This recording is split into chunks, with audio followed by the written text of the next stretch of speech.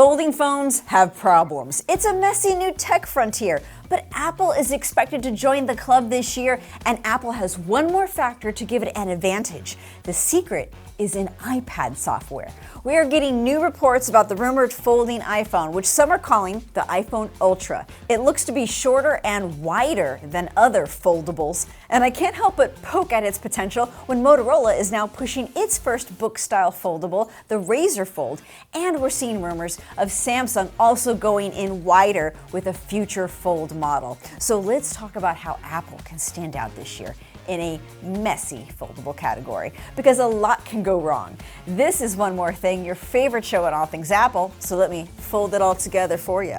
Everyone wants a more exciting phone, but exciting phones are complicated. There's more screens that can break. Stuff can get in the hinges of a folding phone. And you know what? Some of these flip phones are pretty cutesy, but when it comes to the book-style folding phones, which is what I'm going to be focusing on today, you need to get used to holding it differently because it is so large. And there's the high price. These are so much money. The new Razr Fold is $1,900, and analysts are expecting Apple to charge $2,000 for a folding iPhone. But what overshadows all of that is the complicated user experience. You see, there's a learning curve here to be comfortable with a phone that's also a tablet. You need folks that know how to multitask. For some of the first book-type Androids, it did take about 3 generations before the operating system experience was improved. You see, there's a little dance that has to be smooth when you have an app on the front screen, but then the app also has to be there when you open up the phone. And then when you close it, does the app stay inside or does it pop back out to the front again? It's all a big software dance. But Apple could perfect this problem right out of the gate by having it work like an iPad inside when the screen is open. Bloomberg reports Apple will have the phone operate like a cross between an iPhone and an iPad, where on the inside, the interface is going to have an iPad layout that supports multitasking with apps side by side. That is not something you can do on an iPhone right now. The only thing an iPhone can really do is have picture-in-picture when you're watching a video. And when this new iPhone is open, well, it'll be similar in size to an iPad mini. Reports are suggesting it would be 7.8 inches in diameter. Apple already has all of these apps programmed to look great on an iPad. It's just set up to be a smooth transition to this format. But you cannot have a winning product with software alone. And even though you might pay $2,000 for Apple's foldable, it might not have the best camera.